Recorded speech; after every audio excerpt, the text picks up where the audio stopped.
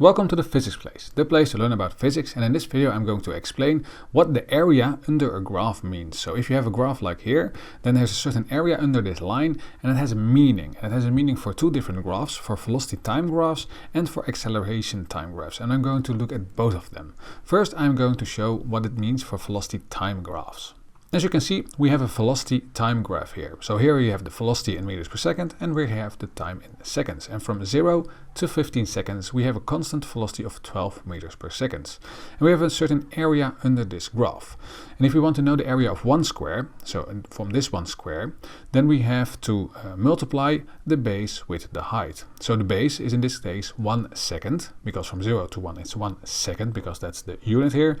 And the height is 2 meters per second, because these unit is meters per second. If we have those two and we will multiply them, so if we multiply the time with the velocity, we will get the displacement. This is an equation I already explained in a previous video. So if we get the area from one square, we multiply the base here with the height, we actually get the displacement.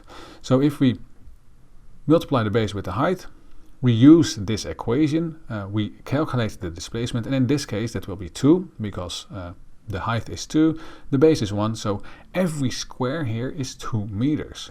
So now, if you calculate all these squares, you know the displacement from this movement. So if you have a velocity time graph and you calculate the area under the line, you actually get the displacement, and that's something you need to be able to do in physics. So let's calculate the area under this graph to calculate the displacement. So 15 because the time has been 15, 12 because the height is 12, and we get number 180 meters. So the displacement, so the area here is 180, and as we did seconds multiplied by meters per second, we have the meters, so that's the displacement. So in such a case you can calculate the displacement by calculating the area under the line. This was a straight line. It can be a little bit more difficult. For instance, here the line is also straight, but it's now under a certain slope. Again, we can calculate the area under this graph. As you can see, nothing has changed with the axis. So this is still velocity meters per second. This is still the time in seconds. And now if we calculate this area, we calculate the displacement again. In this case, it's 15 times 23. But because this is a triangle, we have to also multiply by a half, because half of this area is not under the line. So we have to calculate times a half, and then we get again 180 meters. So the displacement of this entire movement was 180 meters, which is equal to the area under this line. This one gets a little bit more difficult because, as you can see here, we have the triangle again, but it stops here before it hits the 0. So it stops here at 5. So now we have two areas. We have this triangle and we have this square here, and we have to calculate them separately. So if we want to calculate the area under the graph, we first calculate 5 times 15, so this square here, and then we calculate the triangle here, which is actually 15 because it's 15 seconds, times 20 minus 5 because it ends at 20 and it started at 5, so it's actually also 15, times a half because it's a triangle, which is 112.5 meters. To now calculate the entire displacement, we have to add them, so 75 plus 112.5 equals 187.5. So that was the total displacement of this movement.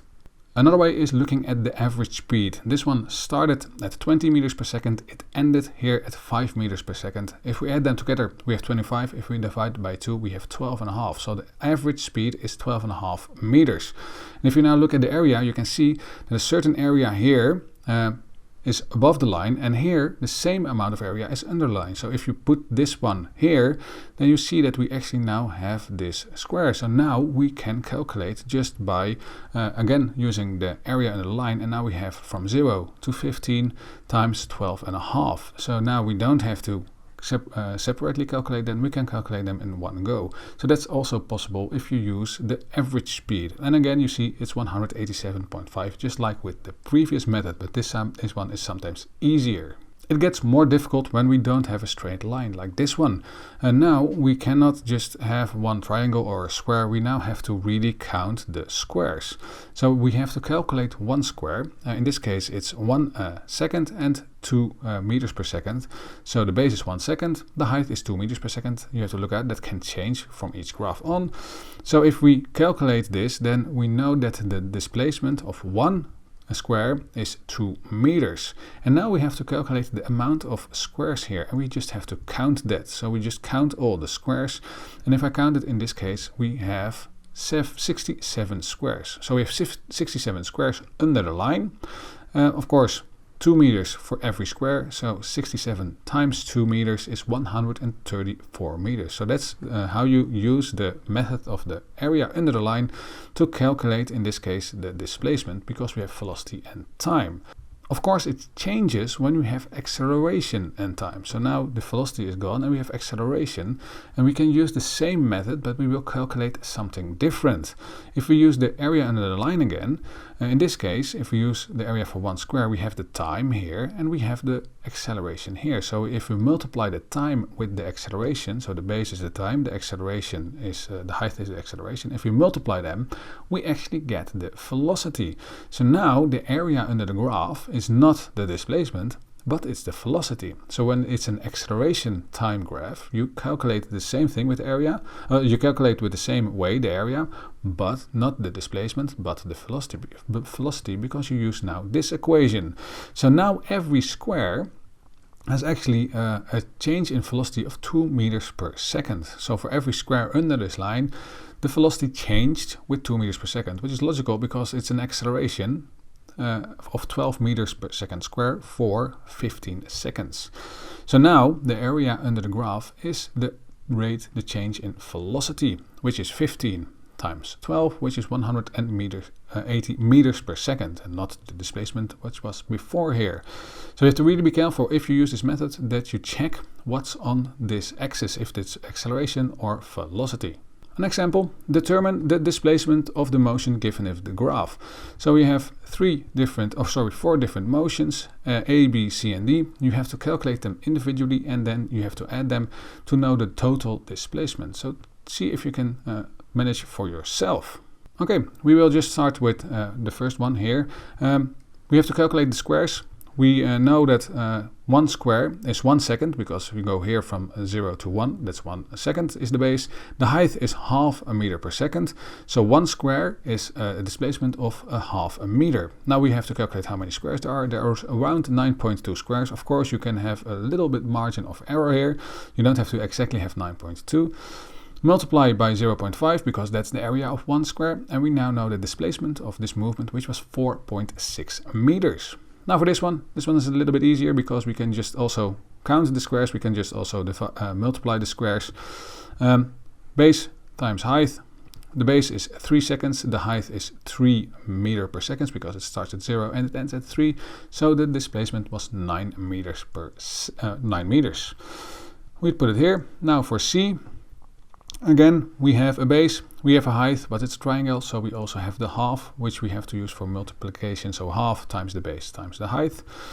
Half times 6, because we have 6 seconds at the base. We have 3 meters per second at the height, so it's 9 meters. So the displacement of C was 9 meters. Now this one, and you have to look at this one goes below 0, so it's actually a minus. So now we have a triangle again. Half times the base times the height, but now, as you can see, the height is minus 5 because it went here from 0 to minus 1.5. So this was minus 1.5, which makes it a negative displacement of minus 2.25 meters. Now you can all add them all together to have the total displacement. So you add them all together, you subtract this one, and we have 20.35 meters. So the total displacement of this movement was 20.35 meters. And we calculate that with the area under the graph method. For this one you have to look at, because here the area under the graph is actually above the graph because the 0 is above the graph. So here it changes because it goes below 0. You have to look out for that. Next one, determine the change in velocity given in this graph. So we have a graph here. We have again a few different movements, A, B, C, and D, and you have to determine the change in velocity for every one of these movements. So try it for yourself. I will now give the answer. First, this one, it's a triangle. So we have the half times the base times the height.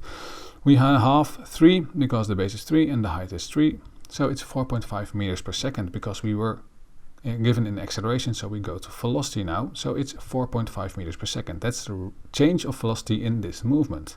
It was positive because it was above the 0. Now it goes below the 0, so now it will be negative. Again, a triangle, so half times 2 because it's 2 seconds, and it's minus 2 because the acceleration was actually negative, so it was a deceleration, which is minus 2 meters per second. So here we actually lost some speed. Here we are again losing speed because it's in the negative. It's a square, so we have to 3 seconds, and we have minus 2 meters per second square, so we have minus 6 meters per second here. So we lost again some velocity, and here we gain some velocity. You have to count the squares here. First, the area of one square. One square is 1 second, and half meter per second square. So if we multiply them, one square has a rate of change of velocity of 0.5 meters per second. Now we calculate the amount of squares. It's around 9.2. Again, there's a margin for error here. You can be a little bit above, a little bit lower than this. Times 0.5, because every square is 0.5 meters per second. And we know 4.6 meters per second. So now we have all the individual changes of velocity, and we can add them together to have the total change of velocity. So we add them together. Some are subtracted, and we have 1.1 meters per second. So the total rate of velocity in this entire movement was 1.1 meters per second. First we gained some, then we lost some, and then we gained some again. That's it. You should now know what the area under a graph means, and you should be able to use it with velocity graphs and with acceleration graphs. If you found this video helpful, please let me know by liking and of course subscribe for more videos. Thanks for watching.